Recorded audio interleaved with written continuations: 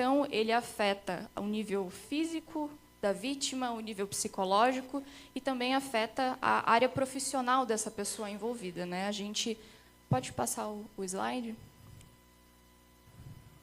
Quando a gente fala do assédio, é importante que a gente entenda o assédio também como uma manifestação da própria cultura do estupro, né? Que é um termo que ficou muito famoso aí nos últimos 5 anos, e entendendo esse assédio como mais uma participação ou um ente nesse ciclo do abuso, né? Que é retroalimentado por uma cultura, pela pornografia, pelo machismo, pelas piadas, pelo favorecimento social dos homens em detrimento de mulheres. Então, existe toda uma conivência social que favorece esse tipo de comportamento.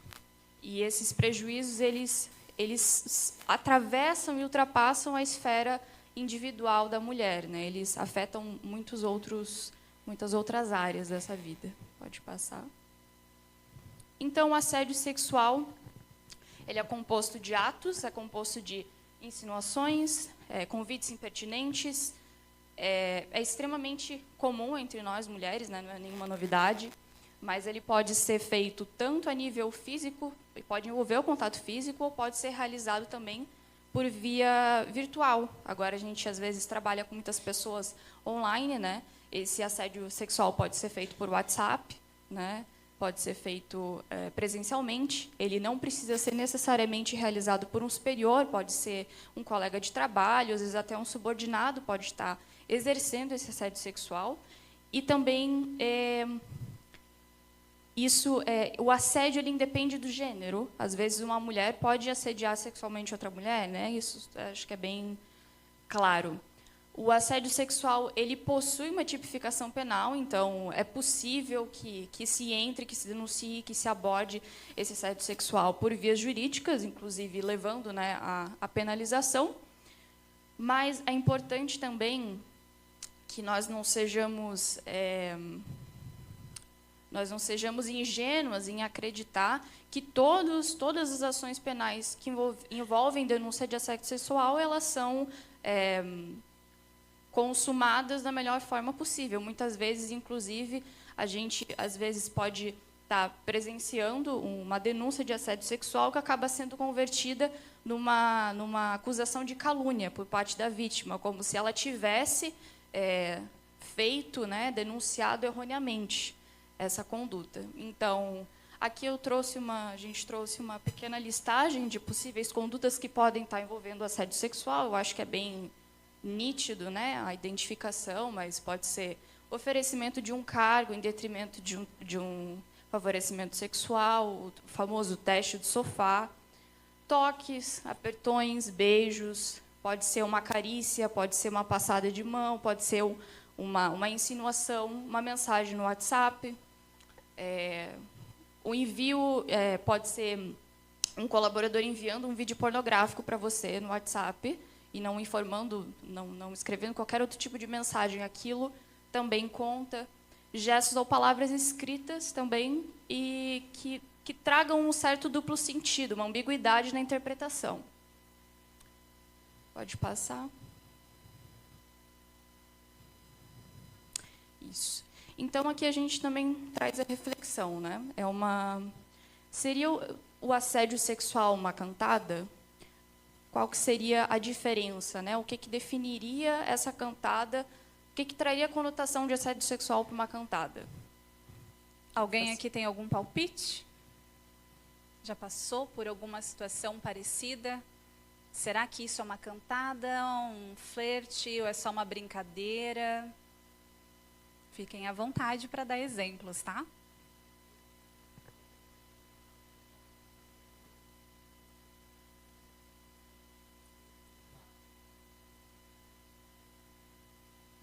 Também. Na verdade, pode falar.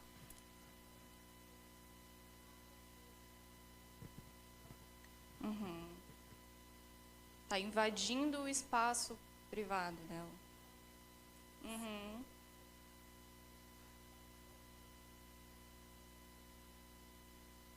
Exato. Assim, muitas vezes você tem intimidade com aquela pessoa específica, ouvir absurdos que para ele ou para ela pode ser um elogio, para nós não vai cair dessa forma. Então, tudo depende de um consentimento.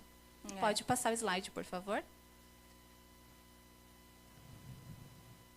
Essa é a grande diferença, né, entre um contato sexual permitido e um assédio, né? O consentimento, a postura da vítima em relação a isso.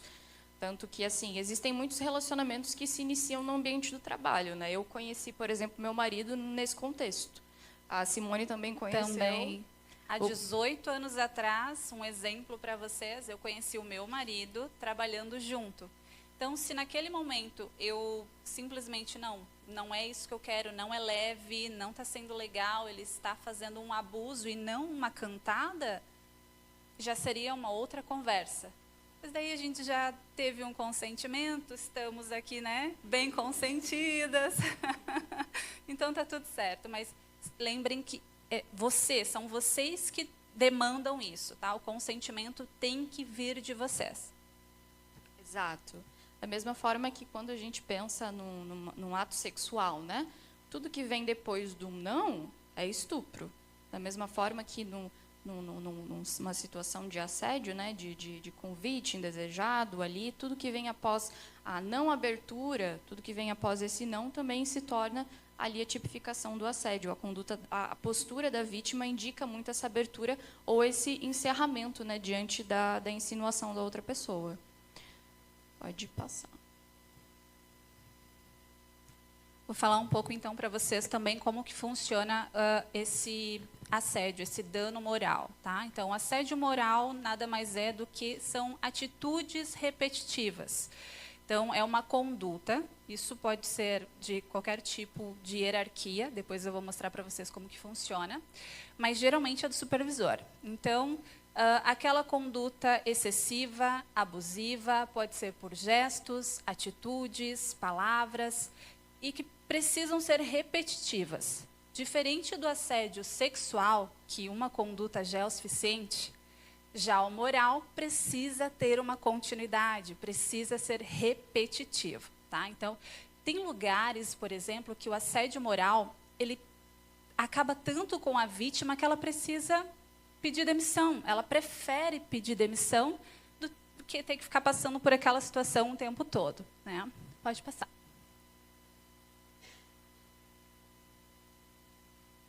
E aí, a tipologia que eu trago para vocês, tanto a forma vertical, que é aquela mais comum, o supervisor, o gestor, vai cometer um assédio contra um subordinado. Também tem a forma horizontal, que daí é aquele pessoal do mesmo nível hierárquico, que vai cometer uma piada, uma brincadeira, entre aspas, vai direcionar tanto individual quanto no coletivo. E também tem a parte que é ascendente, que é justamente aonde a violência é praticada para cima. Então, imagina que vocês estão numa equipe, e essa equipe, uma pessoa ela é promovida. E, geralmente, é aquela que a gente não quer. É aquela que a gente não gosta. Eu vou invalidar. Esse supervisor não faz sentido estar ali. Aí, o que a equipe faz? Eles destronam essa pessoa, eles invalidam esse cargo. Então, isso também é assédio, tá? Próximo.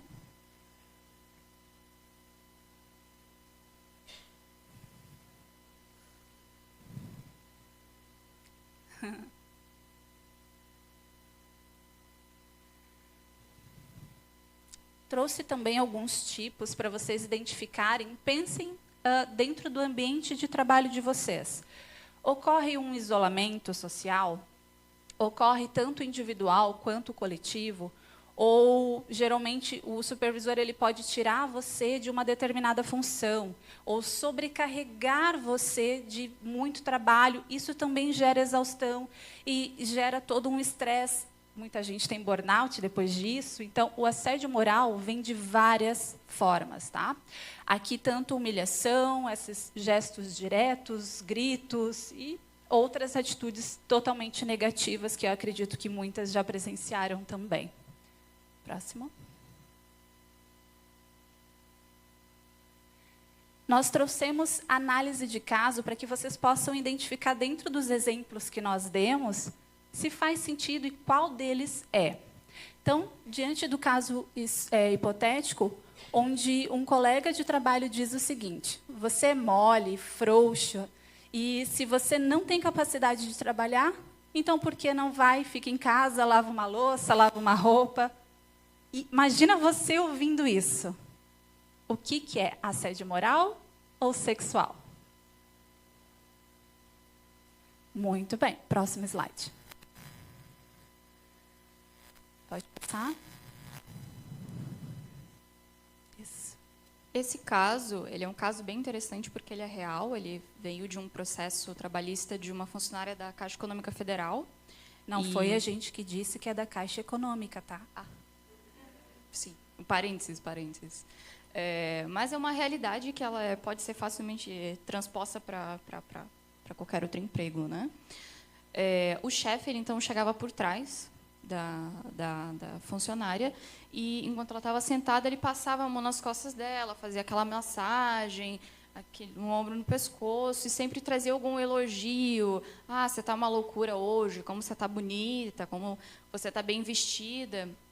Ele também escrevia no grupo de comunicação, como se fosse um Discord, assim, né, dos funcionários, elogiando essa mulher, a roupa dessa mulher. Ah, se você vier de saia todos os dias, eu não me aguento, entre outras coisas do tipo, né? Às vezes não é tão explícito, por mais que para a gente saiba muito bem o que significa esse tipo de insinuação, né? Então, em uma dessas conversas, ele também deu a entender que ele poderia promover essa funcionária de cargo caso ela cedesse às insinuações dele, caso ela saísse com ele, enfim. E, obviamente, qual tipo de assédio que se resume essa prática?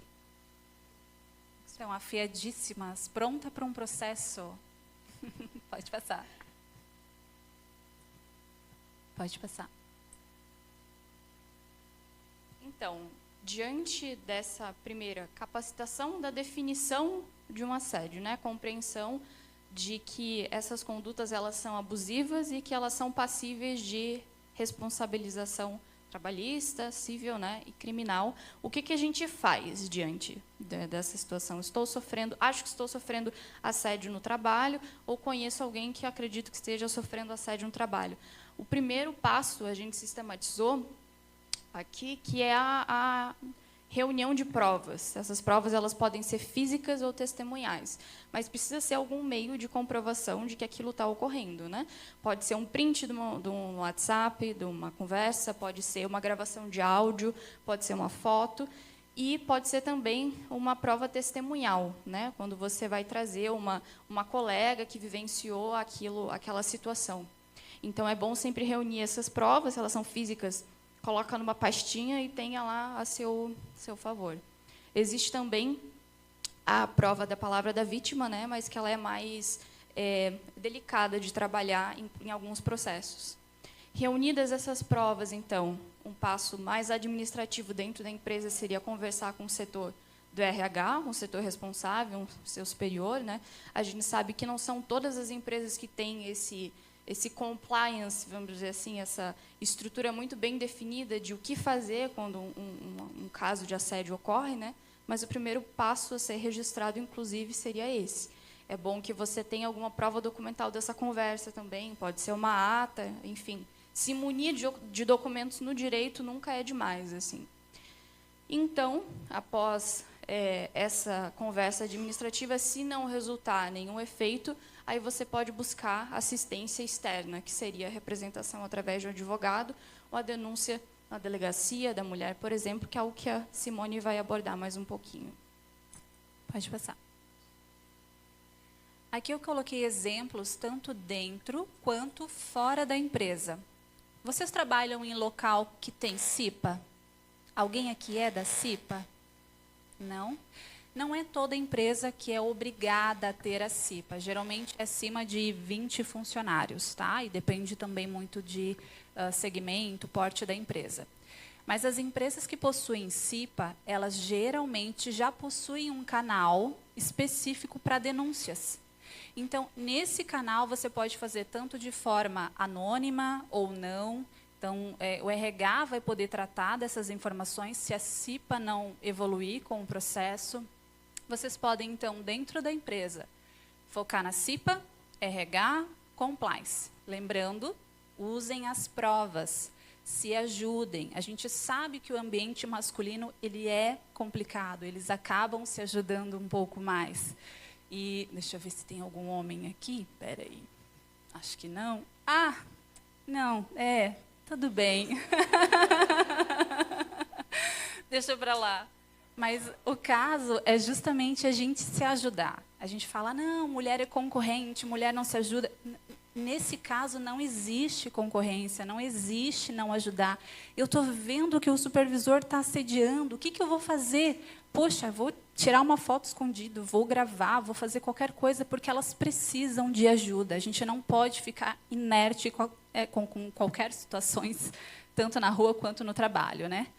E aí, nesse caso, não funcionou na empresa, delegacia da mulher. Melhor lugar para fazer esse tipo de denúncia. E aí, falando como advogada para a parte trabalhista, lembre-se de prazos. 2 anos, você saiu da empresa, não tem mais como abrir um processo novo.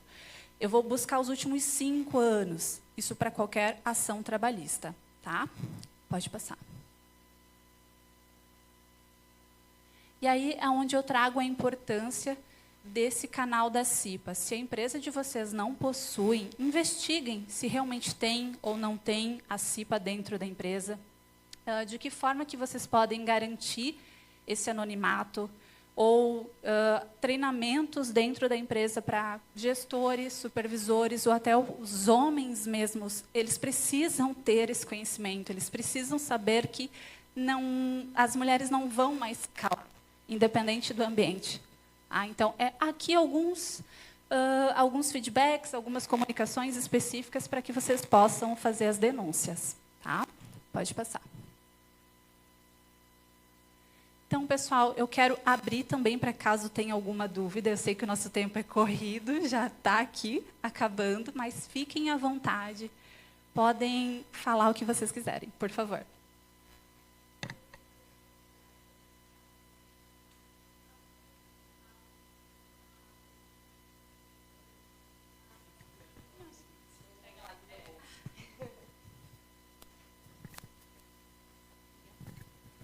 Bom, então, boa tarde, obrigada. Atualmente eu trabalho no RH, olhando para essas questões de compliance que chegam. E eu queria entender um pouco assim, de vocês, qual que é a percepção de vocês em relação à maturidade das empresas da região daqui de Joinville, em relação ao tema de compliance, principalmente quando a gente está falando de questões de assédio. Bom, por experiência própria, tá? Eu já atuo, sou de Joinville, então, para que vocês conheçam ainda melhor, eu sou de Joinville e trabalhei muitos anos na área de tecnologia. Então, pensando na área de tecnologia, indústria e agora na área jurídica, eu acho que a maturidade ainda falta muito, deixa muito aberto para esses casos e impunidades principalmente.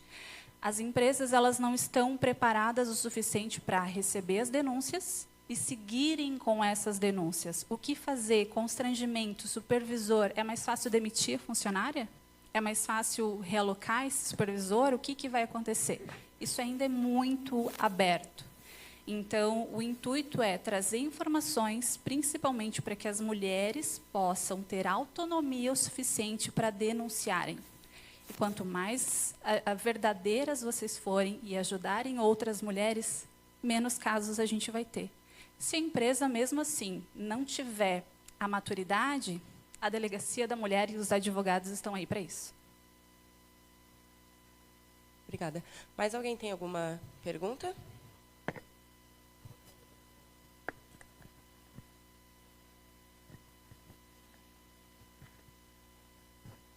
Oi, boa tarde. Na questão ali do assédio sexual, a gente vê bastante coisa na TV, né? A gente sabe que dá cadeia e tudo mais. Mas ali, da questão do assédio moral, assim, eu pelo menos não sei bem como funciona. Dá para você ir na delegacia também, porque eu já presenciei, assim, umas coisas bem... Eu trabalhei no estaleiro, então era, tipo, 5 mulheres e 1000 homens, então eu vi algumas situações, mas, assim, não foi nada que chegou... Poderia ter sido, mas não foi pra frente. Então, é alguma dúvida que eu tenho, assim. Sim. Pode Obrigada. escalar as coisas? Deveriam ter. Deve. Tanto o assédio sexual quanto o moral, eles podem ter essas penalidades, tá? Tanto cíveis quanto penais. Quando eu falo de processo, a gente precisa dar andamento a esses processos, é justamente contrate um advogado de sua confiança, tenha as provas, lembrando que o dano moral precisa ter essa continuidade, precisa existir vários casos, não é um caso isolado como o sexual já o suficiente. Então, provas e denúncia. Não resolveu dentro da empresa? Vai para a delegacia. De qualquer forma, você vai conseguir ter um processo que seja na área civil ou na área penal, porque o assédio moral também fere não só a parte psíquica, mas também física. A gente sabe que pode adoecer por esses casos. Tem casos que as mulheres elas preferem pedir a demissão da empresa, eu não dou continuidade à minha carreira, não faz sentido a gente se abster dessas informações, tem que seguir em diante. Ali, né, no caso do assédio sexual, a gente tem uma tipificação penal com essa nomenclatura, né, do assédio sexual. No caso da esfera trabalhista, né, do assédio moral, dependendo da conduta, seria tipificado como calúnia, injúria ou difamação. Então, também são crimes passíveis de persecução. Você pode abrir um BO numa delegacia, não precisa ser uma delegacia da mulher, pode ser uma delegacia comum. Inclusive, online, a Polícia Militar de Santa Catarina tem essa possibilidade para esses crimes contra a honra, né? Mas, considerando também que a gente conhece a realidade das delegacias e desses crimes que eles não têm uma certa urgência, né? Eles não envolvem violência física. Eu mesmo já fiz BO online, né? A gente sabe como é que funciona. É interessante que você tenha assistência ou de advogado, uma advogada, ou da Defensoria Pública Estadual, nesse caso, né? De crimes federais, seria a Defensoria Pública da União, que fica ali na rua do Hospital Infantil, mas a DPE de Santa Catarina fica ali na subida do Mirante também. Você pode marcar uma consulta online com eles, marcar online a consulta, mas é presencial o atendimento, né? Para ter todas essas recomendações ali na hora. Então, existe essa tipificação, sim, também. E na esfera trabalhista também, mas daí é mais a especialidade dela. Eu entendo que deu horário, mas fiquem à vontade. A gente vai ficar aqui mais um pouco, tá? Se alguém tiver alguma dúvida, pode nos procurar e a gente tira essa dúvida pessoalmente. Porque no direito, a gente sabe que a palavra mais comum é depende. Então, conversem com os advogados e estamos à disposição. De qualquer forma, agradecemos a presença de vocês e fiquem à vontade aí para continuar no evento. Obrigada. Então,